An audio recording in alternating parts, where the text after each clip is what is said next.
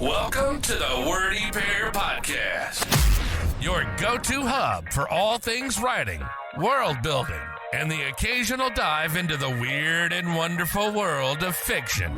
We're breaking down the barriers between you and your next great story. Whether you're a seasoned scribe or just scribbling your first sentences, we've got something for you. We'll be discussing everything from crafting compelling characters to dissecting the good, the bad, and the downright bizarre in the world of fiction. Okay, this script says you guys are eccentric.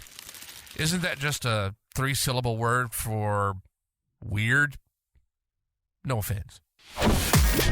So, whether you're in need of inspiration, a good laugh, or just a couple of weirdos to keep you company on your writing journey, you're in the right place. Thanks for tuning in to the Wordy Pair Podcast.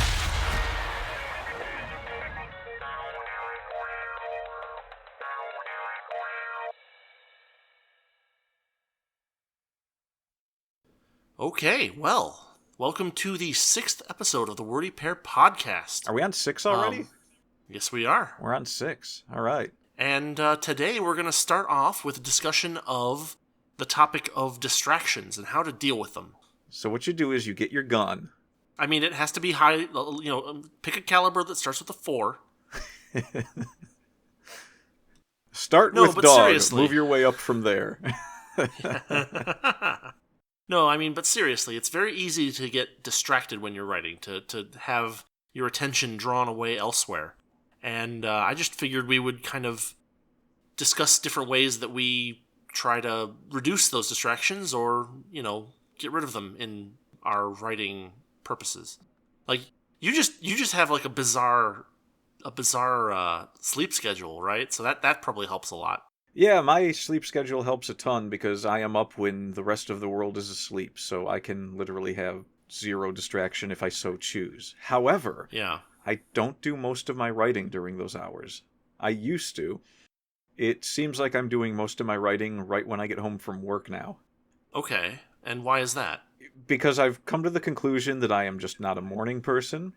And when I come home from work, I usually stay up and read or do something for a little while before I can get myself to go to sleep. And so what I was trying to do for the longest time is I would wake up and try to at least get a half hour to an hour of writing in before I get myself prepared and go to work. And I was always so groggy at the computer that I was having lines come out poorly and having to go back and rewrite and just not sure what I wanted to write. You get really indecisive when you're tired. It's just like, you're sitting there fumbling over a line in your head for way too long, and it's just like, this is not the way to do this. You need like 3 cups of coffee to get rolling before you can really get your brain working. And I was just like, you know what? I come home from work and I am basically in like prime writing mode. I get more done in a half hour after work than I could get done in 2 hours after waking up. Sure. So that's one way you can deal with it is like try to arrange your time around when you can write your best, because it's not just a matter of like writing your best. It's a matter of you're more efficient when you're awake at the task. Yeah. You don't want to be slumping forward on your keyboard every 5 seconds and then looking up and like, oh, I only wrote one sentence. And it was a sentence that was generated by my forehead hitting the keyboard. Yeah, it always reminds me of that I was, one time in college, I was taking notes for something, and I'm half asleep in the class because I was doing long hours. And in the middle of the class, my head kept, falling forward. I kept falling asleep, and at one point, I woke up and I knew that I'd been writing something. I knew that I'd been taking notes. And I looked down at my notebook, and underneath some kind of schematic that I was doing in my engineering class, I had taken these notes, and then there was just this little scribble on one line that said "good disguise," and I have no idea why. Oh, that's a good one. But yeah, there's you want to be awake for writing. Like a lot of people will be like, you should work even if you're tired, and that works great for like labor. Like if you're doing what I do for a living and putting boxes up on shelves somewhere, or if you're like running a machine or something that, isn't something that you're driving and going to kill someone with, being tired is not a problem because you've got work to do that will keep you awake. writing is not work that keeps you awake. It is the exact opposite. If you are tired and you are writing, chances are you're going to be bonking your head off of that keyboard. That's why all writers tend to have some kind of coffee addiction. I didn't drink coffee before I really started doing a lot of computer work, and the coffee doesn't help, to be honest, but it it gives me something to stop and pick up and keep myself awake by taking some alternate action. Right. Some kind of motion to, like, move your hand around, basically. Yeah. So, I find that it's very easy to distract myself when writing. Like, it's very easy to be like, oh, I'm going to go, watch a YouTube video, or oh, I'm going to, go wash some dishes, or something like that. There's always a desire to not do the task that I have set before myself. I don't know if you have the same problem. It depends on what work I've done recently. So I know a lot of people have said they have that problem. I will have the problem where once in a while, my goal is to sit down and write. And I usually don't let things like Twitter or YouTube distract me.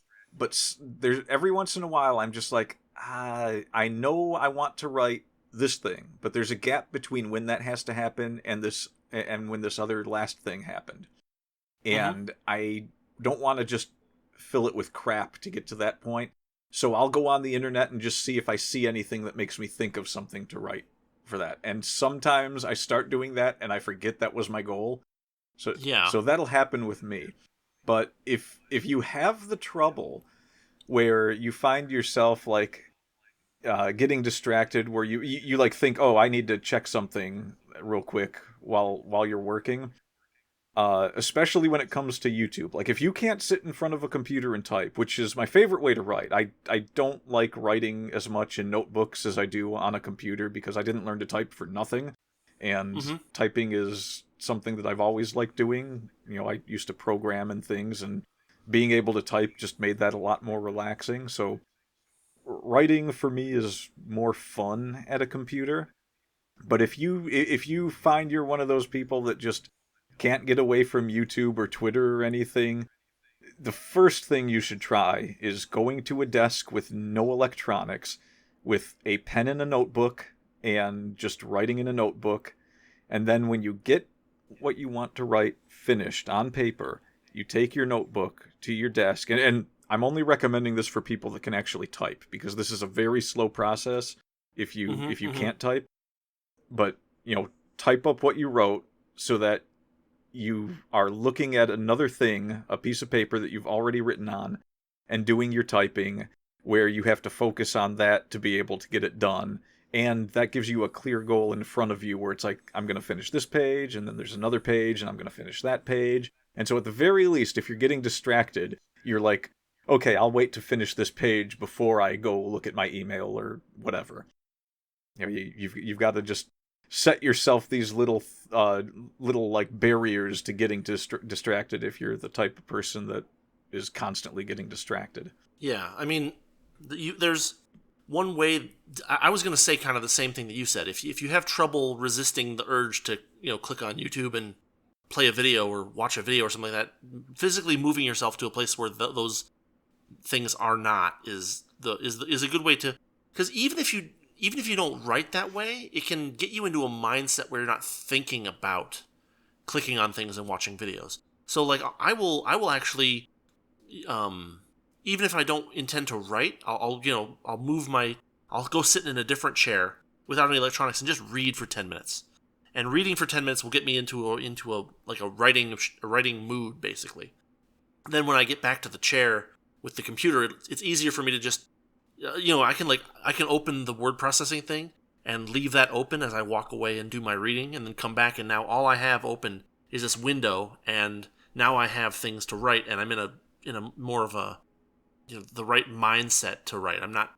I don't have distractions in my brain at that point, because I've cut that all out for a few minutes and quieted things down, basically. Yeah, and it's especially true if you're trying to do writing professionally. You want to get into that mindset of treating it like a job. most people Yes. are like, well, I don't want my hobby or anything to feel like a job. Well, that's fine if it's just a hobby. But if you want it to be a job, treat it like a job. But treat it like a job that you love. Well, so it's interesting that you mentioned that because I've been finding that measuring my progress in some way has been helpful in the last month or two of making sure that I actually get things done. Because it's very easy to feel like you sat down and got some writing done, but then when you actually count like the number of words that you wrote, you're like, oh, I only wrote 800 words, and also they weren't particularly good words, and also that only took me like 40 minutes, and then I wandered off and did something else. I mean, I have a lot of issues with like chores getting in the way. We're like, oh, I should make lunch. I should go empty out the dishwasher. I should go clean up this thing that I've been meaning to clean up, and so I can get distracted that way as well. So, one thing that kind of helps me out there sometimes is like setting a timer.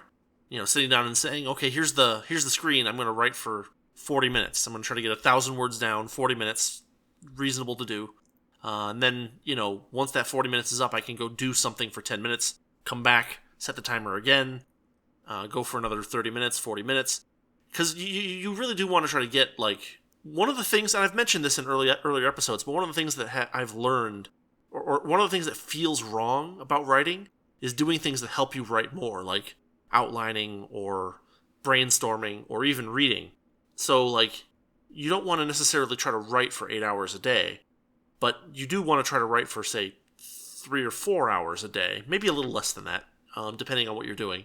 But then that other time, that the rest of that, quote-unquote 8-hour chunk, you can take up with other things that help you write more later. You know what I mean? Yeah, I mean, so, like, to give an example of what you mean there is, I like cartoons, so I will go and watch some anime, and every once in a while I will see something that's like that makes me think, oh, that's a good idea. I want to incorporate that into a story somehow. And I've actually, we talked about this like twice now, but I've taken a lot of different ideas from different anime to make the stories I wrote.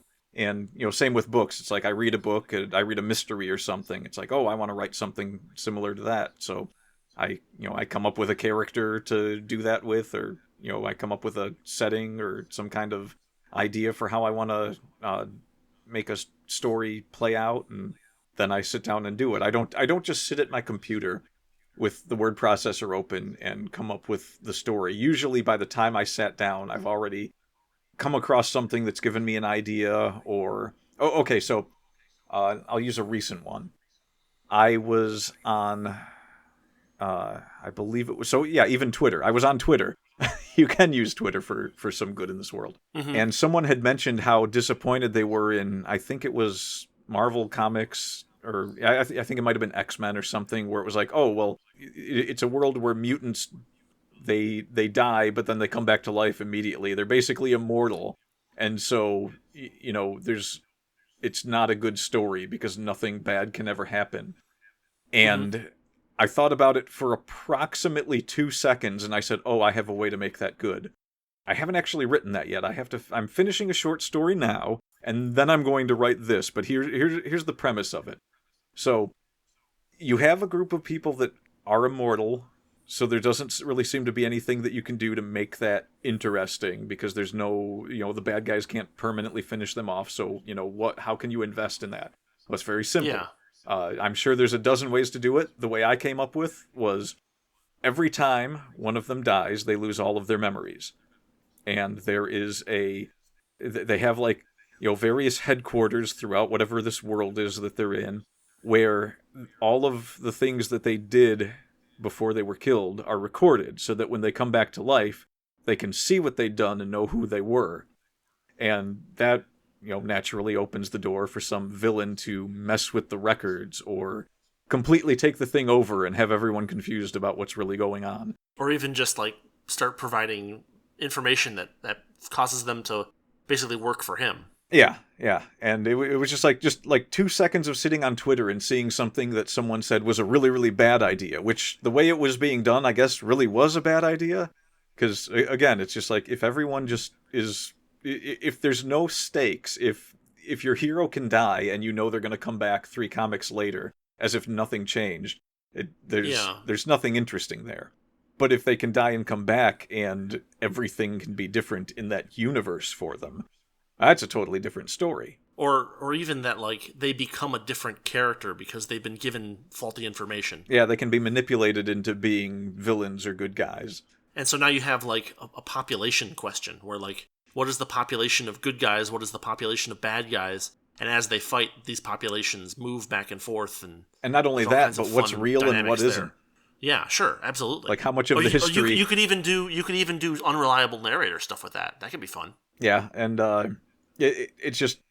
This was not like 5 hours of trying to figure this out. This was just like, I just need one idea that would make sense to make a setting like this work. And it was just like, oh, well, what if they just don't remember when they die? That was it. It's just like, a couple seconds of sitting down and bam, you've got a whole story idea. So the distractions can be good.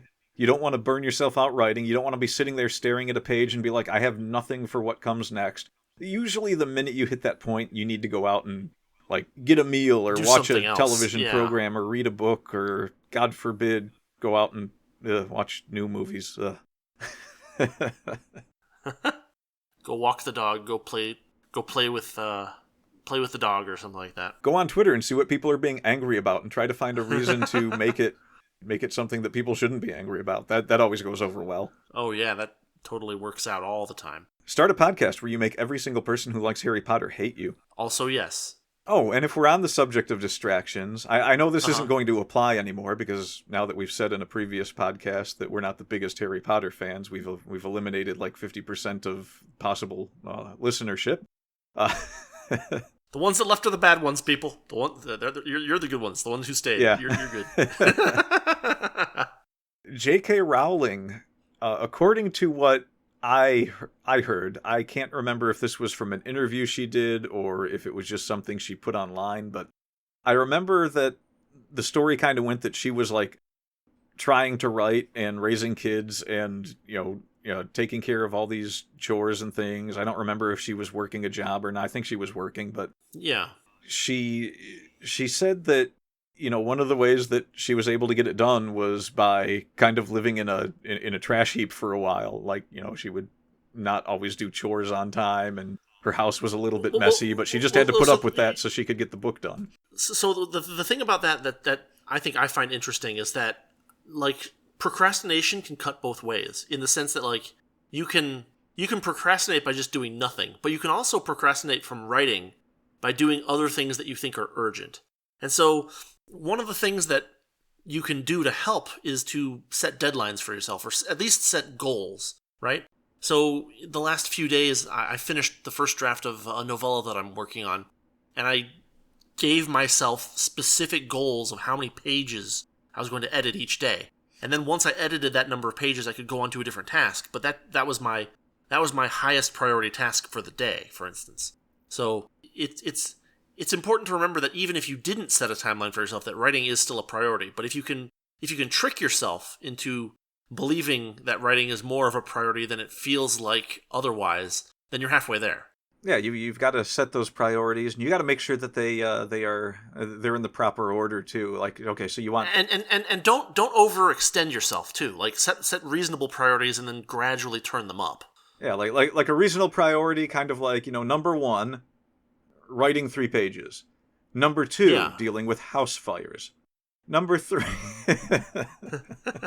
But no, that's kind of the thing, though, is like sometimes... So every once in a while, I have to clear off my whole desk of cups because I will bring in a coffee cup and I will do something at my desk, and then I will forget the coffee cup is there and I will go to work, and I will go to sit down and write at my desk the next day with a new coffee cup, and I'll be like, oh, it's my old coffee cup. I'll do this like 3 or 4 days in a row, and then there will just be 4 cups on my desk. It's like, okay, I got to get these cups off of my desk. Hello, coffee, my old friend. Yeah. I would imagine that gets pretty rank eventually if you have any cream in your coffee. They're usually empty glasses, and I hope so. I don't put cream in my coffee, so I never have that problem. But yeah, there's mainline that stuff right into the vein on my arm. Yeah. Well, most of the time it starts as a coffee IV. cup and it ends up as a glass of water because you can only drink so much coffee in a day. That's fair. Or so they say. So doctors say. Yes, finger the air quotes doctors. You can hear the finger quotes. Yeah. I hope. There's also the before and after of writing. Like the after doesn't matter too much in this scenario, but like before. Okay, so here's what happens to a lot of people. They wake up. They're like, I'm going to get some writing done today, and they're like, all right, what am I going to write? And they're running stuff through their head like, okay, well, I'm going to do these 5 things first, and then I'll get to it. And the whole time they're doing the other 5 things, they're thinking, okay, well, what am I going to start with? Then they finally sit down at their computer, and they're like, I don't really know what to do. And they, a lot of times they call this writer's block. So I'm going to give the absolute best piece of advice I know for dealing with this. When that happens, sit at your computer and just start writing anything. Make it related to, what it is that you want to write, but just start writing anything. Just wherever you can think to start something. It doesn't matter how stupid or boring it is. And I feel like a lot of people would find if they did this, they would just suddenly latch on to something where it's like, oh, this is a good launching point, and you'll get like a whole page done that way and be like, oh yeah, I'm kind of in the groove now. Like it's almost like starting an engine. You have to get it going, and it'll give you that chugging start. But once it's running, it's running. It's funny that you mentioned this. So this technique is referred to by people who like try to teach authors how to be authors. They call it journaling, and I cannot do this. It does not work for me. I sit there and I freeze up if I don't have some kind of a vague idea of what I'm going to write. I do much better staring at a blank piece of paper with a pen in my hand, and if I write brainstorming at the top of it, I don't even have to write complete sentences, and then that kind of frees me up a little bit, and I can always crumple it up and throw it away if I don't like it. But like, I can't sit in front of a word processor and not type in like complete sentences and stuff like that. It just doesn't really work. I don't know why. It's like a mental thing. I've tried it a couple times. I freeze up. Well, I can explain that for you. Have you seen that? This advice applies to people who... So you write very well-structured and polished works. Like everything you write comes out crisp and clean. And you have you're much more methodical than I am. But even so, I feel like I should be able to do this, but I've tried it, and it's just... Like I get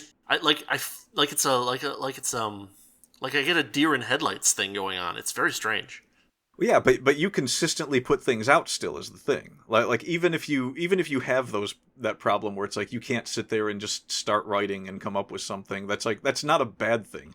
This advice applies really well to anyone who's like me, who will start writing a sentence and midway through the sentence realize that you have a much better idea for where you want that character to go, and you will start changing that sentence in mid-sentence.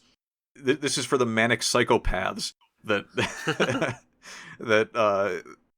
that kind of write like everything is burning down around them, and they're just trying to grab the things that are surviving in the best condition. I see. That's a very interesting metaphor. I don't like it too much because it has an upper limit, whereas it should have a lower limit. Like the things that are in good condition, the idea behind that metaphor is that they can all degrade, which I think is backwards. Like the things that you're saving from the burning fire are actually the things that can be better than everything else. And the burning fire is an important part of the metaphor, because once you get the good thing, you've got to like be willing to shake off all the other things, no matter how much you wanted them in the story. It's like, if it doesn't work, just let it go. You've got a better thing now. You can always write a completely different story with completely different characters and use that idea again. Well, so there's a point there that I think is interesting, is don't be afraid to throw things away. Like, you might have spent an hour on it, but it's better to recognize that it's not working and cut your losses than to get into that sunk cost fallacy and just spend hours and hours and hours trying to polish something that will always be a mud pie. Yeah. Yeah, I think out of all the writing I've done, I've probably thrown away 95% of everything I've ever written. Yeah, I mean... Which is more than you should, by the way. Well, maybe, I don't know. I mean, maybe... What's the... There's like an old adage that is like 95% of everything is crap, and so you threw away all the crap. Not all of it. I kept some of the crap. Well, I guess. I realized recently that there's like fetishy undertones to some of the stuff I was writing without me intending for that to happen. Oh no. So like I have this scene in a book that I'm trying to finish, but I keep writing other books instead. Yeah. There's a you know the one. It's the Ibralina story, and Sure. she's going up against all these different magical problems throughout this story, and she comes to a witch who's like. In my head, the joke was the witch is like baby crazy, and so she tries to make Ibralina think that she's a kid so that she can distract her and just keep her in her cottage. And the further I got in writing it, it was like I got finished with it, and all of a sudden I was like, this is a baby fetish thing. And it was this worse. Crossed a line somewhere, and I'm not sure where. Well, I wanted the character she was fighting to be a character that was recurring in other stories, so that I could keep using this joke where like everyone was just horrified by her and wanted to avoid her because of this. I mean, that makes sense, yeah. Because I love it when they do stuff like that in anime, where someone's just like totally weird and everyone's just like, yeah, I mean, we're cool with them, but we try to like hide behind the wall when she walks into the room. Yeah.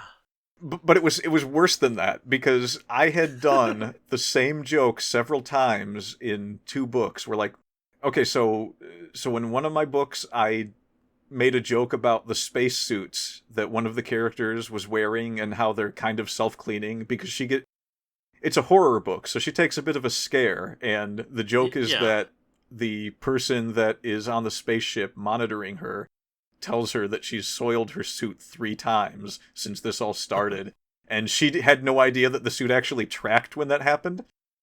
Right. So that was the joke. And then I made a similar joke about the character being so scared in another book that she kept commenting things like, don't drink coffee right before encountering vampires in a graveyard, direct correlation to bladder problems. And I actually realized towards the end of that book that I had done that not only twice in that book, but that one time in the previous book. And so I made the comment in the book where the character was like, I'm going to stop making this joke. It's starting to sound like I have a fetish now. So yeah, there's things like that they both come off as complete crap and solid gold when I think back on them. So lesson 2 is read the things that you've written after you've written them. Yes. I mean, some of the jokes were... So let's see, what's a good one? I'm trying to think of a good one for... Yes, okay, so I have a succubus in another story. Sure. And this one is like a purposely fetishy joke, where one of the characters says something about, getting angry at the succubus and putting her under her heel or something, and the succubus is just like, oh, I didn't know you were into that. And that just like, just throwing a fun joke like that in there. Sure. And I mean, as long as you're not, as long as you don't appear to be specifically focused on one particular kind of joke, it doesn't reflect that badly. But like, if you just keep making the same joke over and over again, then people start asking questions. Yeah. And when people start asking questions, they have to die. Yes, they do. Yeah, it's fun to throw little jokes like that in there. I must have done like 20 jokes like that for the various people that had to deal with the succubus in that book. And yeah, it's just adding flavor to it, making it more than just this character is a succubus. They are a drone, and they do the things I need them to do in the book. So I'm going to question your use of the word flavor, but I'm going to let you go on. That's valid. And that's another thing. Don't be afraid to use fun stuff in your books, even if you're writing for a non-erotica art. Wait, like fun. When you say funny, what do you mean? Do you mean funny, or like funny, haha, or funny, uh-oh? A little bit of both. Uh-huh. Don't be afraid to combine the two once in a while. Like I know there's a lot of people who think it's one or the other, but I do not write erotica. And and I think it's perfectly reasonable to have funny jokes like that. That is what makes movies like Airplane and Naked Gun so fun, and that's the kind of humor I like to see in everything. Good old fashioned. The trick is to be subtle or subtle enough that like people get what you're saying, but like that they don't get. I mean, unless that's the joke, like you generally want to avoid putting unwanted images in their heads, but like sometimes that's the joke too. So I don't know. Yeah, and we managed. Well, okay, so to give you an idea of how easy it is to get distracted, I started talking about succubus jokes in our discussion of getting distracted.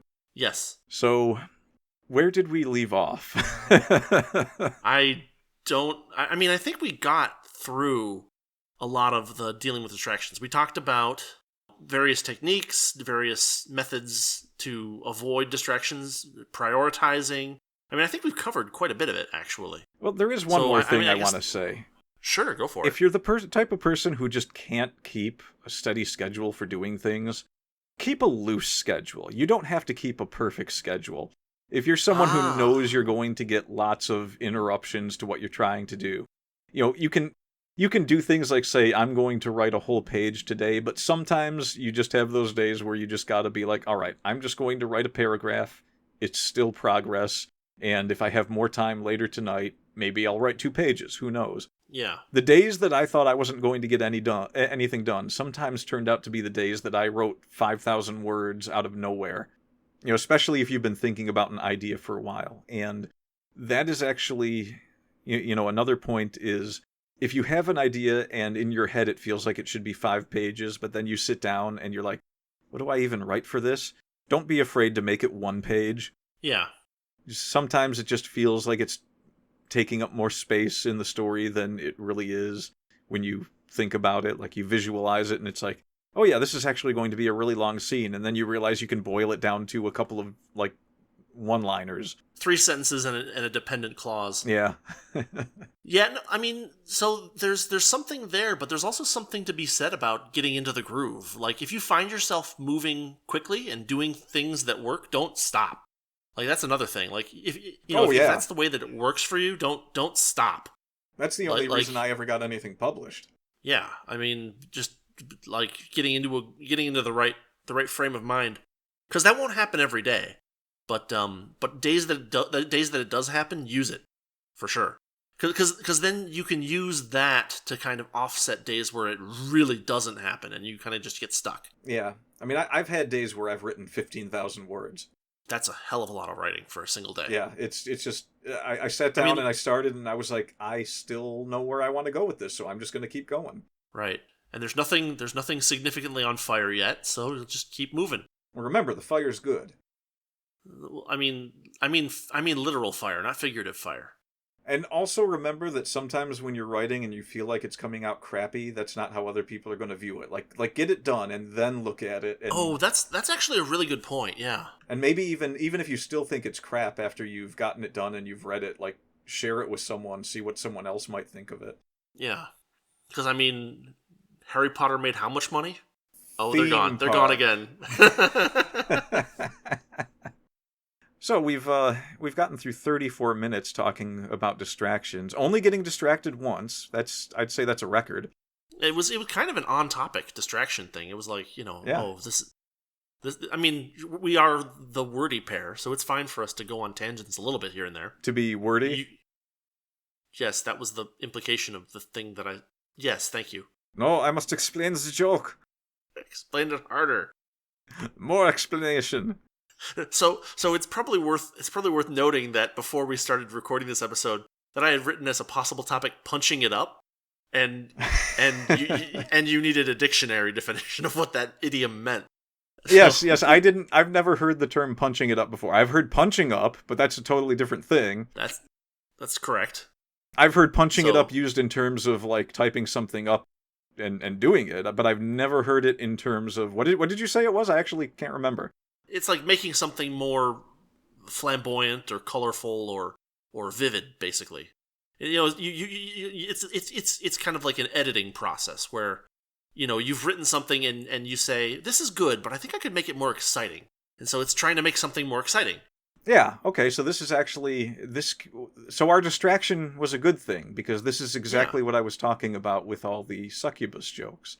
It's like I had the character there. So here's, if you don't mind, just real quick. Yeah, go ahead. I want to mention that like old school Simpsons, for instance, is a great example of this, where each scene is literally packed with jokes, and I mean literally, in the sense that like if you looked at the script for the scene, every line has as many jokes in it as you could imagine fitting into it. So, like, and not only that, but everything that's happening on the screen, in the backgrounds, the ways that the characters are expressing themselves, all of it plays into that. Right. But like the point is that, you know, you can get some amazing density with comedy if you really try. People have done it. It's very hard, but people have done it.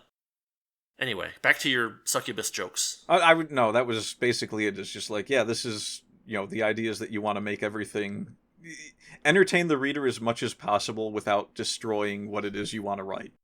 And I had a character that's a succubus, so I'm going to make jokes where people are really uncomfortable around this character, or this character is doing things that are natural to the character but not to everyone else. And makes them uncomfortable. Yes. I remember I wrote a little short story spin-off thing where the character that can't talk, the joke was that the succubus was harassing her, and another character was like, well, didn't she give you the thumbs down to tell you that she didn't want anything to do with that? And so the succubus was just like, oh, I interpreted that a whole different way. You are a monster, sir.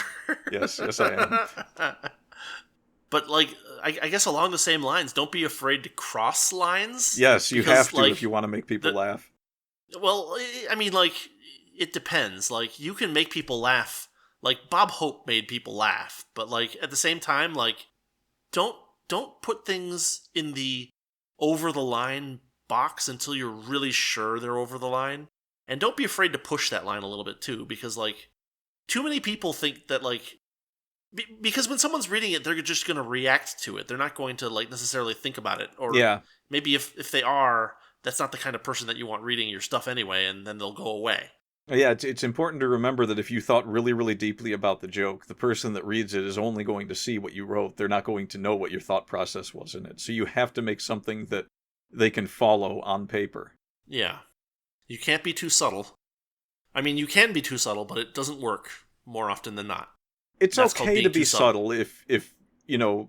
It works very poorly for me. I have tried being subtle in a bunch of stuff, and every time it has backfired on me. I have started writing out explicitly what has been meant by this person's thoughts, or like this, you know, a person makes a comment, and I'm like, this comment implies blah blah blah blah blah, and then I'm like, I should probably make that like an internal dialogue, an internal monologue thing or something, because people are not going to see it. Yeah, if you want the reader to understand it, it's crucial. This is crucial. But like, there's also things where sometimes you're just peppering a story with things that are nice for the people who will pick up on it, but it's not important to the story, so it's okay if other people don't. I know that there's a part in a story I wrote where the characters were based off of the Dirty Pair, and I kind of wanted to make that known, but I also didn't want to just outright say it. So at some point I referred to them as a sordid duo, and I didn't see it. It was very, very subtle. It was like I made a reference to the lovely angels from the Dirty Pair, and then I referred to the characters as a very sordid duo. And you know who the Dirty Pair are, and you didn't pick up on it. So it's like really, Correct. really, really hidden in there. Just like this offhand homage that, you know, is... Well, like, it's one of those things where, like, when you mentioned it to me, I was like, oh... Yeah, I mean, it's all...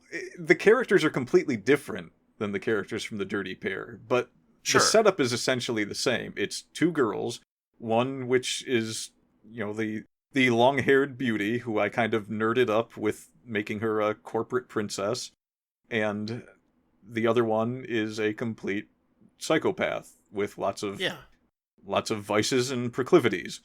And then there's a character in Dirty Pair called Moogie. It's like their pet panther that has these like electric tentacles on its head that let it control a spaceship. And I created a robot engineer, or I created a half man, half robot engineer for this story, who could essentially control the ship with all of his android parts. So it's like a 1-to-1 for what the characters represent in the story, but then the characters themselves are completely different. Which is the way you want to do that. If you want to have characters that are similar to someone else's characters, you still have to make them your own character. Yes, absolutely. Because people will see that a mile away. They'll be like, "This is just Ranma. You just copied Ranma." This is fan fiction. You bastard! You made me purchase fan fiction. You can't just call him Bob and make me think he's not Goku. This is clearly Goku. Even Maurice LeBlanc made Homelock Shears a completely different character from the actual Sherlock Holmes. Kinda? I don't know. I mean, Homelock Shears was a very hammed up Sherlock Holmes. There were a bunch of situations where he was stressing like the idea that Watson and Sherlock Holmes have an awkward sort of friendship where Watson is always astounded by things Sherlock Holmes does that are maybe a bit like not very sensitive to other people, whereas in Maurice LeBlanc's Homelock Shears, he has him doing things like blatantly disregarding when Wilson breaks an arm. He's just like, oh, well, we can actually use this to help us catch Arsène Lupin and and things like that. So he is a very different character, but he still is able to do all the Sherlock Holmes deduction, which is why it works so well, because this is a contemporary writer of Arthur Conan Doyle, who was kind of making fun of him at the time for Sherlock Holmes's weird deduction abilities that were basically like superpowers. Yeah. He made fun of the whole ashes in the cigarette tray thing a couple of times in the stories. Sure. I mean, I think everybody makes fun of that. They do now, probably because of Maurice LeBlanc. Rick Stout made fun of that, right? Yeah. Well, there was Saul Panzer smokes pharaohs. Yeah. Well, so you know what? Since we're on that subject, I know we're going to do a Nero Wolfe episode or several at some point, but yeah, I have looked and looked. I have never seen anyone else make this connection. I've looked all over the internet. It's got to be out there somewhere. Someone else has to have seen this. But since nobody else seems to have, I'm going to put it out there on this podcast that I am convinced Saul Panzer was supposed to be a representation of Maurice LeBlanc's Arsène Lupin. And I have several reasons for thinking this. Number one is the amount of respect that Nero Wolfe has for Saul Panzer. Number two, how mysterious he is compared to all the other characters in the books. His past is just checkered with all these strange things that he's able to do. And has done, yes. And number three is Saul Panzer's name, which is, Arsène Lupin was famous in his stories for making anagrams of his name that had like one or two letters changed, which is Saul Panzer. So I don't know how I've never seen anyone else point this out. I don't know how mystery people have never noticed this, but... Interesting. You've mentioned this to me before, so this is not a surprise to me, but yeah, this is... have you actually looked around to see if... And you haven't found anybody else making this connection? I think I've spent at least 10 hours on the internet trying to find someone making this connection. I've never found it. Well, then you heard it here first, folks. There's Saul Panzer, Arsène Lupin. Saul Panzer's willingness to do things that are on the borderlines of crime itself in order to get the job done for Nero Wolfe. There's his worldly abilities of like flying planes, and he can tail people better than Archie Goodwin. That's the first book. That's Fer-de-Lance, right? Yeah. Where they're like we have a problem. This guy flies an airplane. Oh, it's fine. Saul Panzer can fly an airplane. Oh, what? Really? That's the great thing about Nero Wolfe. Not only did he know that Saul Panzer could fly a plane and have him ready, Saul Panzer was in the air before before Archie knew that this guy was going to be in an airplane. Nero Wolfe had already planned for it. Well, no. They mentioned it a little bit earlier in the book because basically Archie says. Archie's like, no, but he can always just fly away and get away, and Wolf's like, no, the sky will have eyes. Oh, what?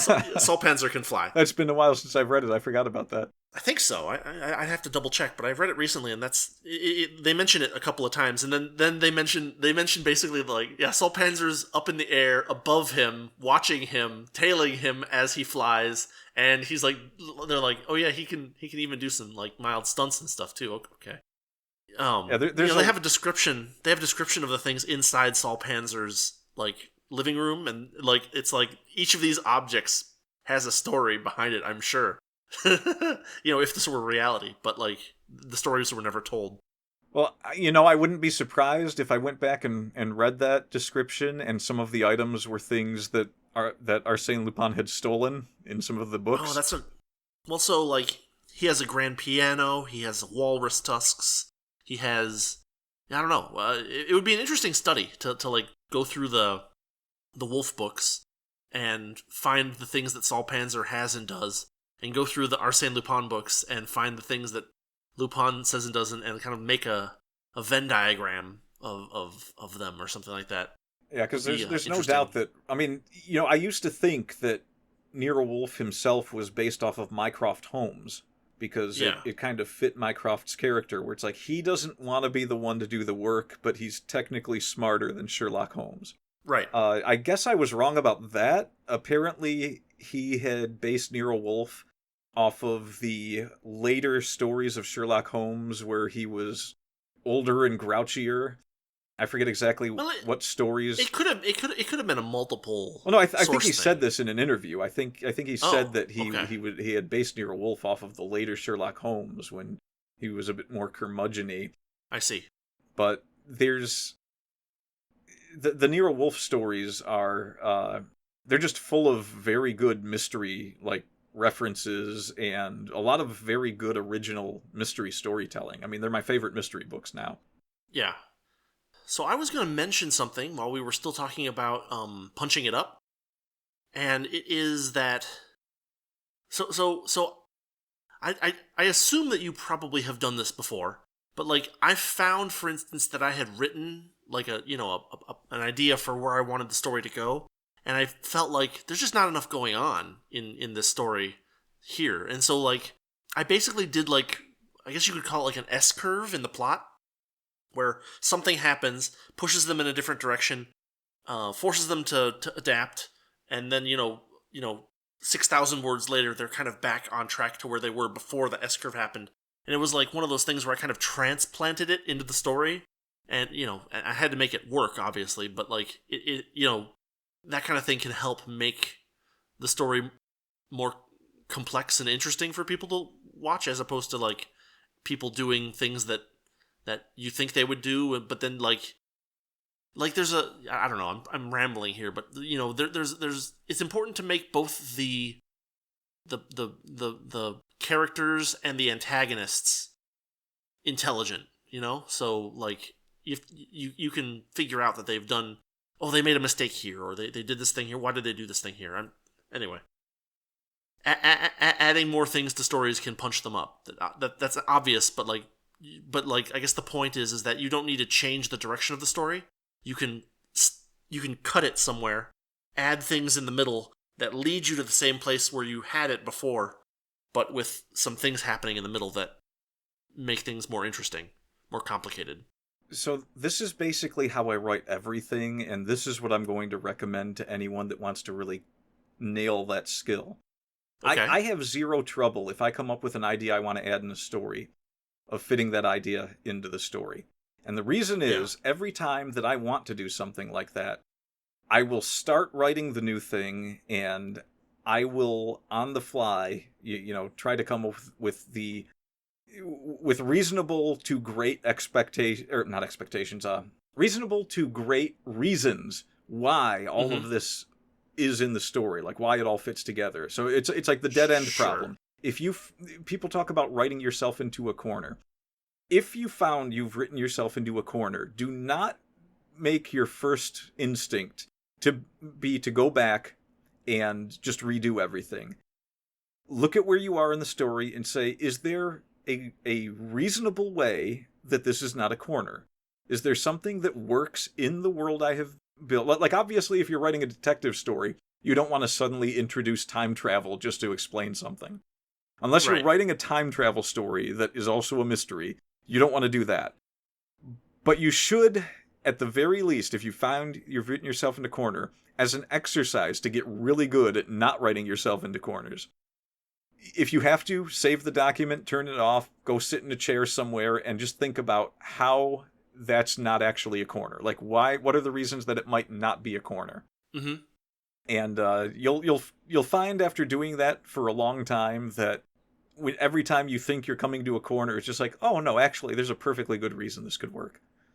And you can see this everywhere too. Like if you look at when people write bad stories that have like big plot holes in them, and it's just like, well, this shouldn't work because this happened. If you go and look online to people that are talking about those moments in books, usually there will be like 5 or 10 people that have explanations as to why it could have worked if the author had just explained it this way or that way. Yeah. You don't have to give up on what you're doing because you think that you've hit a wall. It's a really good exercise to solve that problem. Well, that's a good point. Like, you can use it as a...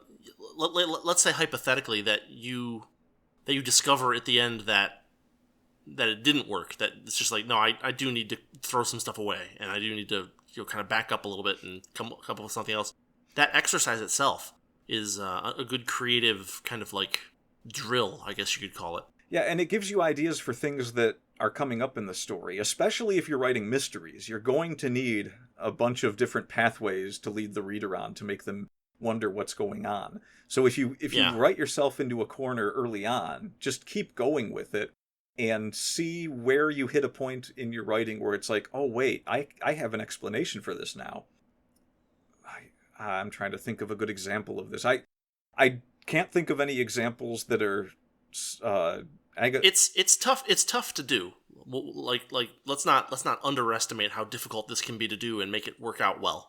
But like, this is one of those things where you are doing writing when you are sitting in a chair and brainstorming ideas how to get yourself out of this corner, and don't pretend that isn't part of writing, I guess is the lesson to learn from that. Yeah, you're not experiencing writer's block. You're still in the process.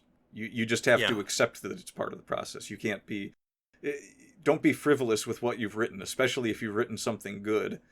Don't be completely... Like we said earlier, it's good to throw away things that just don't work, but just because you've hit a point where you think it doesn't work, you haven't necessarily written something that doesn't work just yet. It's entirely possible that you could write something where you just don't see a way out of it. You definitely don't want to delete the whole story over that, but you might have to backtrack and say, okay, I'm going to have to get rid of this page and come up with a new idea. But for the most part, I've never run into anything where I absolutely could not come up with a reason to make things work. Not once in 25 years of writing. Mm-hmm. So I don't know. What else is a good way of punching it up? You know what? Since we are on that subject, it's also important to remember that when you hit that wall, that's a part of the story you're going to really remember. And so any ideas that come later in the story, that one wall that you think you've hit is probably going to give you really, really good ideas to add to the rest of the story. Just because you will have spent so much time thinking about it and thinking about how you make it work that it's like, well, wait a minute. So if this happens, now I can make this happen later in the story. It's kind of like a timeline break where someone goes back in time and changes something. And so now you've got this whole different future ahead of you. Just tendrils everywhere. Yeah. But yeah, what else can you do to punch up a story? I mean, it's tough because, like, in a written medium, you can't create jump scares, right? You can't shock someone by showing them words that you can't suddenly sneak up on someone with words that easily. You turn the page, boo. Yeah. it's just like some kind of like zombie gif or something like that. Yeah. Or not. Yeah. Don't do that. Don't put that in a book. That's bad. Jump scares aren't good for much of anything. They have their place, but they work when they're built up to, yes. Right? There are jump scares. There are things that are effectively jump scares in Alien, but they're built up to in such a way that they aren't just disconnected loud sounds and shocking visuals, right? Like Yeah. like the in Alien when what's his name, Kane gets the thing on his face. It's like he like sees the egg and the egg opens and he's like, well, I guess I should take a look at it, and then he sticks his face into it, which is kind of stupid, but also kind of like, well, I mean, like, curiosity killed the cat, right? And then it, there's like it jumping out of the egg onto his face is like 3 frames. That's a jump scare. Yeah. But it's a very good jump scare. But it's also the important part in, okay, so this is a chase is better than the catch kind of thing. You want to build the tension in these stories. It's kind of like, okay, so it's like part 1 syndrome is what I like to call it, because I've seen a lot of things where the first part where it builds up to all the amazing things that are happening is usually better than the second part, which may contain the climax, but often feels like the falling action just because it's like, okay, well, the build up and the payoff was at the end of part 1, and so now we're just going to see how it all plays out. Yeah. Building tension is key to making anyone care about any kind of thing that is similar to a jump scare. Like, you can have those moments where something really crazy happens, but if you have done nothing to make anyone feel a sense of tension before it happens, then it's just going to come off as, oh, well, okay, well, now there's this alien jumping out of this thing on this guy's face. Oh my god, what are we all going to do? It doesn't feel special. Like, there's parts in every story that are more important than others, that feel more special than the rest of the story. Usually, the scene where everyone's sitting around at the table and Alien talking is a good scene, but it's not the special scene that really sells the movie. It's the moments like when the tension is built up before the alien jumps on the guy's face. It's stuff like that. Yeah. You're in this creepy atmosphere. You've got this guy that's poking around. You know that something's going to happen, and it's probably going to be something bad, but you don't know what's going to happen yet. You don't know how it's going to happen. And well, so they do that by having false scares, right? So, like, for instance, there's that first time that they start exploring, looking for the alien, and they have the motion sensor, and the motion sensor is picking something up, and they find it's inside this locker, and so they pull open the locker and there's a cat in there, right? Yeah. But then the next time, now they've got so there's a mixture there. You're kind of like mixing in elements where the characters themselves are kind of working themselves up into attention as well, when there's no real justification for there to be attention, but the characters think that there is, if that makes sense. It does, and that actually reminds me of a lot of the bad ways to build tension. So I'm sure everyone who's watched any number of horror movies has probably seen they do a scene where there's one character who is just irrationally afraid before anything's even really happened. And they like go into a panic or run off somewhere, and it's just like nothing even... We don't even know there's an alien here yet, dude. We just heard some rattling somewhere. It could have been the wind. Don't expect anyone to really love any scene like that when you create false tension where someone panics for no reason. Yeah, I mean, the characters should... It's way better to have the characters, like... It's way better to have the characters push through their fear than it is for them to succumb to it. Well, not necessarily.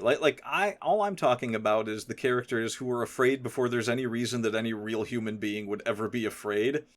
Oh, sure. It's more like if you're going to have a character that freaks out and is afraid, and I mean, because this happens in like the second Alien movie. There's the guy that wait, is it Alien I'm thinking of? I don't know. Well, whatever the case is, you'll have a scene where something crazy is happening, and so someone freaks out, and their freak out causes bigger problems because maybe they lock a door, or they run off with something that the rest of the movie needed, the rest of the crew needed. But then there's movies like I remember we talked about Alien Covenant, when that woman just like... Go check out that half-blind review. It's fantastic. Yeah. I have no difficulty saying that about something that we did. It's fantastic. It's a fun review. It was Alien Covenant is not a movie. That's on YouTube, yes. right? Yes. I should know this. I think it's on my channel. It is on your channel, but yeah. it's Alien I'll Covenant is not a movie. Yeah, you can link to it. But there's a whole scene where there is freaky stuff going on. But this woman who's a doctor who has locked the alien into a room then proceeds to grab a flamethrower or a gun? I can't even remember now. It was some kind of weapon, yeah. And she's like on their spaceship, which is their lifeline to getting off of this planet, and she just runs away screaming, firing into the darkness on the ship until the ship explodes. And it's just like, this is not how this isn't tension. This is not something that a reasonable person would do. This isn't something an unreasonable person would do. Like, there was every reason, that woman had every reason to be frightened out of her mind and to run off of that ship, maybe grab a weapon on her way out. But there was no reason for her to stay right at the entrance to the ship and start firing at the ship into the darkness, where she didn't even know if anything was behind her because she had locked it in a door. Well, what if she was attacking the darkness? She was attacking the darkness, and that's silly, and so she died for it.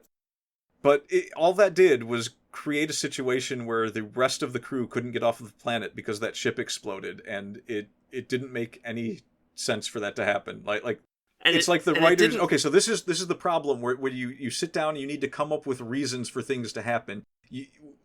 When I say writing yourself out of the corner, I do not mean things like this where it's just like, well, I'll just have someone blow up the ship, and then I don't have to worry about, well, how does the ship get blown up? That's silly. You should have good reasons for things that happen. This character becomes temporarily insane. Yes, that pushes the plot forward.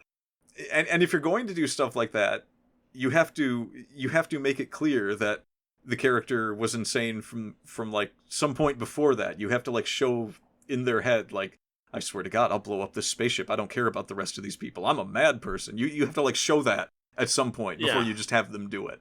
Because you can have crazy characters that do things that to everyone else it's going to look like they did it for no reason. I mean, that's basically what the modern Joker from Batman is, you know. But people know that that's his character. So if you actually create a character that gives the impression to the viewer or reader that they might snap and blow up a spaceship just to screw everyone else or whatever, you can do that. Just don't think that you're writing yourself out of anything if your solution is to just make things happen. Yeah, actually think about your solutions. Don't just go with the first thing that you think of necessarily. Like, let it simmer a little bit. Put it like this: there's a reason these Hollywood strikes are happening right now, and people are sick of movies. Well, there's a reason that these Hollywood strikes are happening and nobody cares anymore. I think so. Tension building is important. Another important thing is I don't know. I don't want to talk about the whole books being written for Netflix thing again. We did that last episode, and we did that already. Yeah. That's fine. That's not punching it up. That's just. Well, I mean, that's fitting it into a template, which is not what you want to do. Yeah, you have to take the things that you have in your story and say, well, what are the characteristics that these things I'm putting into the story have, and how can I make them livelier? So, let's see, am I going to have to stretch and bring in I'm going to have to reference my own stories again? So, no, I don't want to keep doing that. Do you have any stories where it's just like you had a good idea for, a character trait and it ended up playing a really fun part in the story? I mean, so I guess, well, like, yeah, so in my first novella, I have the character Lou, and one of his quirks is that he's very, like, paranoid about getting sucked out into space. And so, like, he always wears his pressure suit even when, like, everything's just normal and everyone's fine. And everybody just sees it as kind of like a harmless quirk of his. But I actually worked that quirk into my second novella, where basically everybody gets exposed to something that causes them to hallucinate, but he doesn't because of this behavior of his. And so, like, he basically ends up, because of this irrational fear that he has, he basically ends up in a position where he's the only one who can really save everybody from what's going on, and so that plays into the story in that way.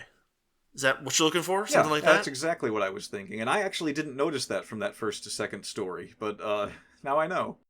And Yeah, I mean, I mentioned it in the start of the second story as well, but like, it's fairly subtle, and so like, but it does result in the plot moving in that direction, and gave me an out because it was like, well, wait, this stuff is airborne. Everybody's breathing it in. It's like slow to act, but like once it starts acting, it kind of blurs the lines of like reality and fantasy. And I was like, how do I prevent all of my characters from just getting swallowed up into this? And it was like, oh right, he always wears his pressure suit. There we go. Yeah, and it's amazing how things can sometimes work out that well for you. Yeah.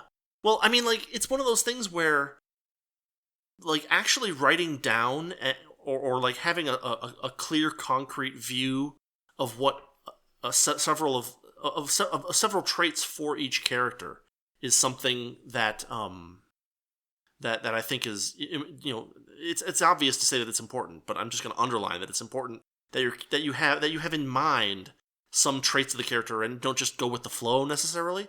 Like, one of the things I always do when I'm creating a character is I think about how good their sense of humor is.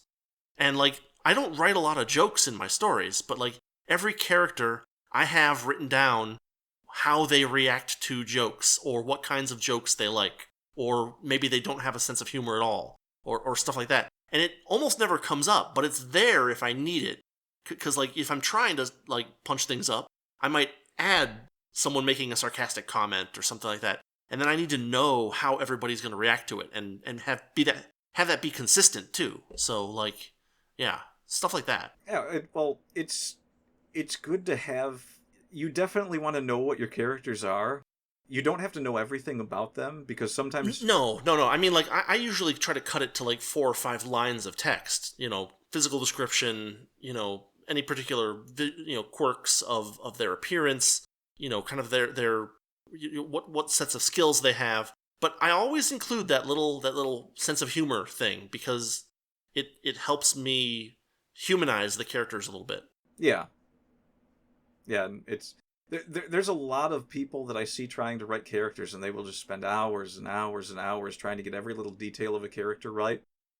And then they write their story, and because they don't have any wiggle room for like evolving the character throughout the story, they won't deviate from that a lot of times.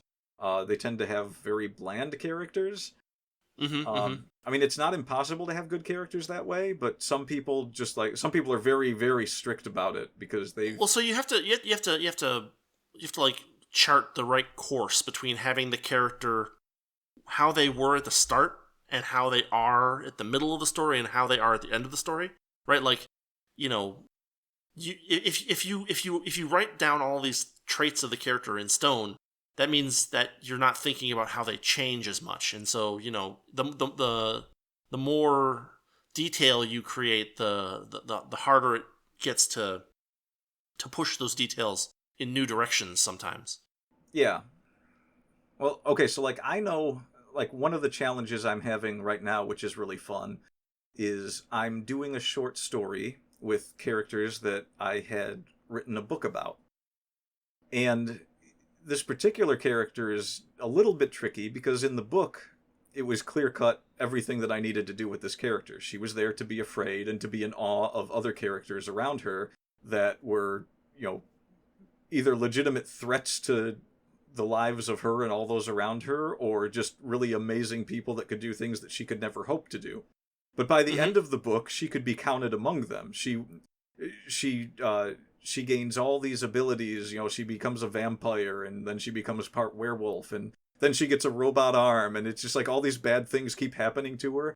But the culmination of all of the bad things is that, she's actually not just this scared little girl from a town anymore. And so now I'm writing a short story that's a bit of a spin-off of that. And she's already... She's not, like, really afraid of too much anymore, or she doesn't have a reason to be. Like, she still sees herself as a coward, but she doesn't really get afraid of the same things anymore. And so I have to write her with that in mind. I can't just have her be, like, shivering in fear while everyone else is doing everything now. And And she went from following around a vampire that had killed her family to kind of being friends with this vampire. Mm-hmm. So it's like a different dynamic that I'm doing with the short story version now. And there's a couple of things I had to do that I don't normally like to do. Like I had to do a couple of paragraphs of explaining like why she has a robot arm, just so she could use it with a grappling hook. Well, I didn't get to the grappling hook yet. I'm not sure if I'm going to actually do anything with that or not, but that was one of my favorite running gags in the book. Oh yeah. She has an irrational hatred of grappling hooks. It's just like, it made her angry to see someone using a grappling hook as a weapon. And then I just like kept making references to grappling hooks, and then her robot arm, she found out after having had the arm for a while, she realized that it had a grappling hook. But yeah, so it's like you've got a character that you've already developed, and now you have to do different things with them, and so you can't just write the same character anymore. Right. I mean, but you also don't want them to be you don't want them to be something else either. They still have to be themselves, because people don't really become a completely different character because they've changed in a book. Well, like, people try to do that, and it doesn't work out very well, because the character becomes unrealistic. Not unrealistic, but like unbelievable, I guess would be a better way to put it. Yeah. It's like, I mean, well, so when we were talking about the last theorem, it was like, yeah, so they tortured him. And he's cool with that. What do you mean? What? And then he gets the access to the journals that he always wanted his whole life. And then he's bored. Wait, what? Stuff like that. Yeah, it's really weird when people can't get anything about a character right. It's just like, you wrote the character. You should know who this person is. How? This person is a piece of you. I mean, it's okay to forget things once in a while about your own characters. I mean, that happens. Well, characters forget things. Yeah. That's also a thing. So, but like, just writing a character that's one way one day and then a completely different way, and then there's no explanation. Like even characters that you've written an entire story about are still going to somewhat be the same character when you write the next story. They've just grown. Yeah. All right. Well, anything else to add about punching things up? Yeah, I'm having one of the moments where I'm not sure we really nailed a lot of punching things up, but maybe we can. I mean, I think we threw a couple ideas out there, which is probably. I mean, the thing about punching things up is that it depends very specifically on your particular skills at the time.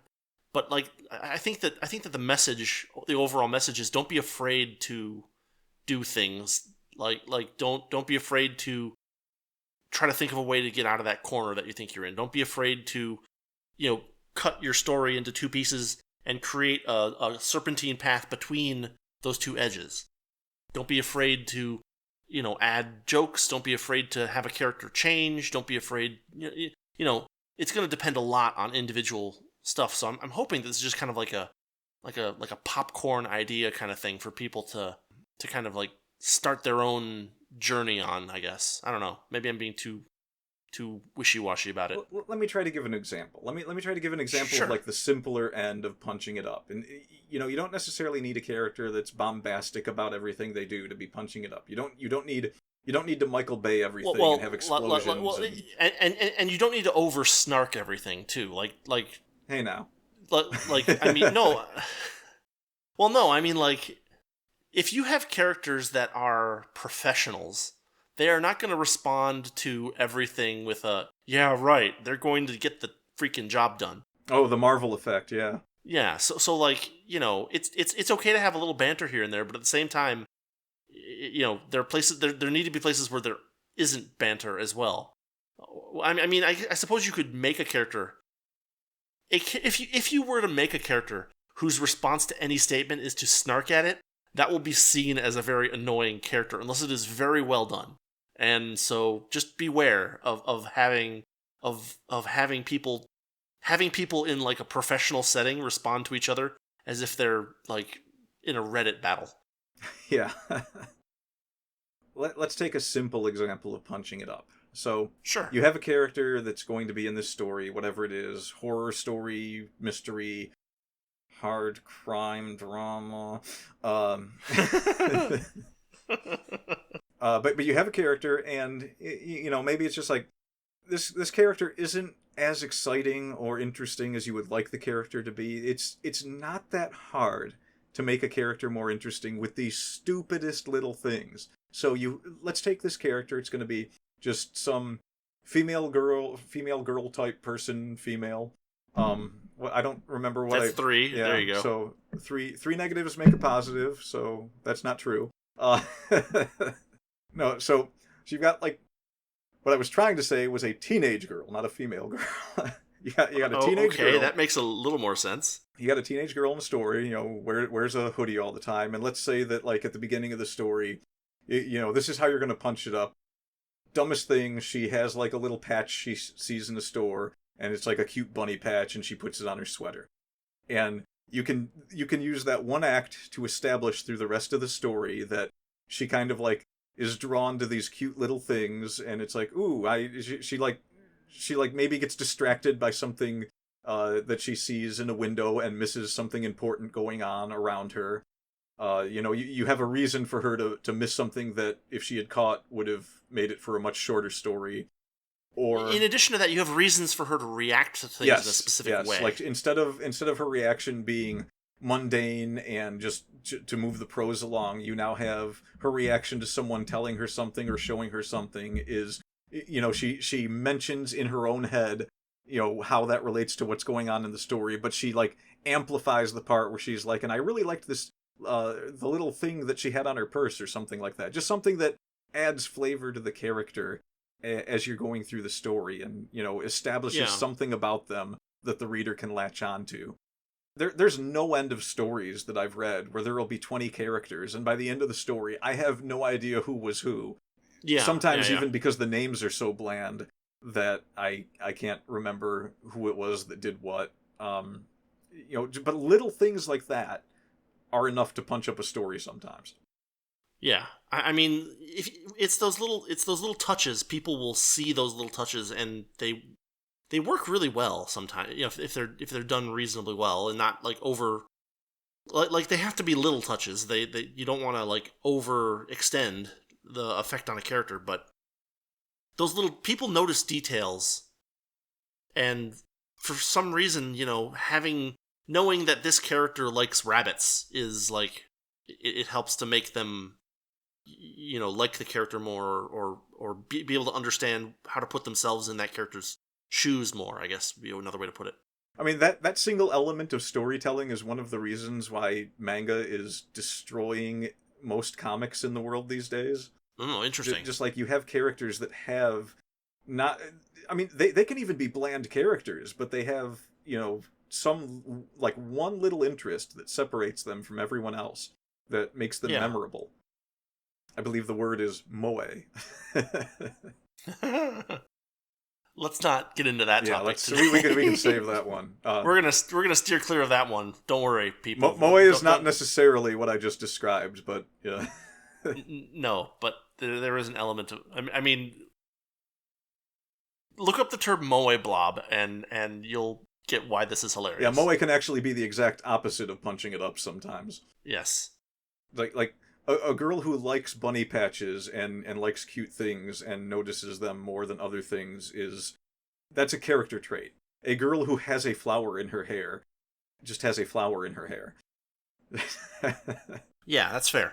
Well, I think this is pretty good. Yeah. I mean, that's the best example I can come up with for punching it up that would describe what we mean without getting into, like, giving superheroes special powers and how the powers work. And well, I mean, we're going to be talking about superpowers and stuff like that in another episode in the future, so don't worry about that. Are we? Is that on our list? I mean, so we're going to probably do an episode on hard versus soft magic, and superpowers are like a form of magic from a structural perspective in a story.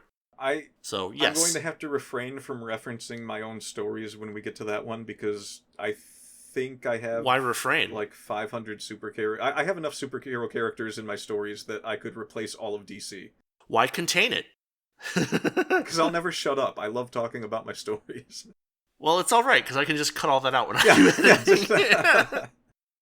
Just replace it with well, no, so I'll have like a little elevator jingle, and I'll be like, and then he talked for 45 minutes straight about some character in a book that nobody's read. I haven't even published most of those.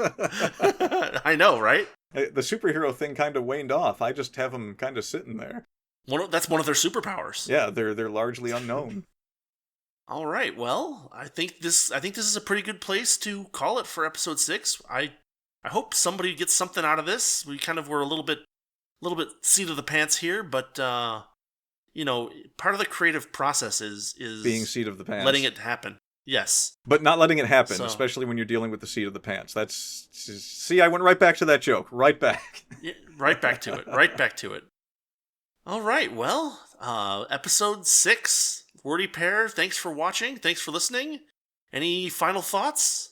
Yeah, we're terrible at introductions. We did it 5 times in a row, and you stopped doing the I'm Rudy and I'm Justin thing. So I just... Well, I mean, we don't need to do it every single time. So, that works too.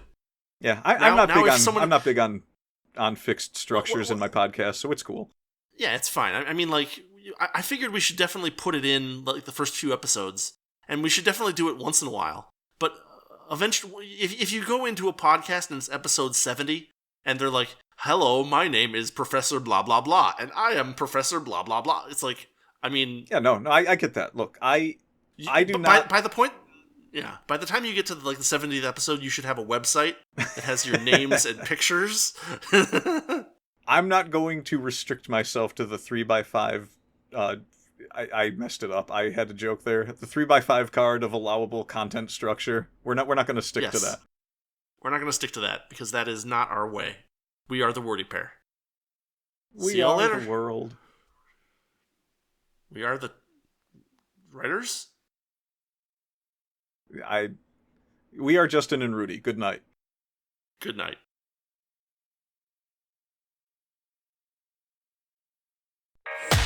Thanks for listening to the Wordy Pair Podcast. Our passion is all things writing, world building, and getting into the weird and wonderful world of fiction. We hope you enjoyed our unique takes. If you did, make sure to like, rate, review, and subscribe to get your weekly dose of writing weirdness. We'll be back soon, but in the meantime, hit us up on Twitter. For Rudy, it's @Rudolph_Cone. And for Justin, @Ninja Mouse Chew. See you next time on the Wordy Pair Podcast.